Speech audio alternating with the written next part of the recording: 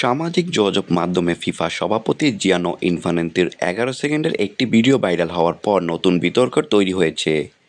ভিডিওতে তাকে স্প্যানিশ ভাষায় বলতে শোনা যায়, আর্জেন্টিনার ম্যাচ দেখে তিনি টেনশনে ছিলেন। তবে সঙ্গে সঙ্গে তিনি নিজেকে সংশোধন করে বলেন তিনি নিরপেক্ষ এবং সব দলের ম্যাচ নিয়েই একই অনুভূতি কাজ করে তার। ভিডিওটি ছড়িয়ে পড়ে আর্জেন্টিনার কেপ ভার্দের বিপক্ষে নাটকীয় ৩-২ জয়ের পর। এরপরে অনেকে দাবি করেন ইনফান্তিনো আর্জেন্টিনার প্রতি পক্ষপাত দেখিয়েছেন।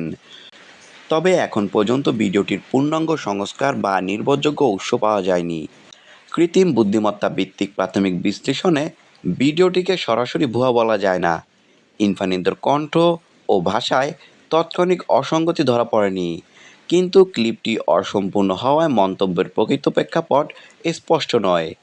একইভাবে মালয়েশিয়ার ক্রীড়াভিত্তিক সংবাদ মাধ্যমও ভিডিওটির সত্যতা স্বাধীনভাবে নিশ্চিত করতে পারেনি।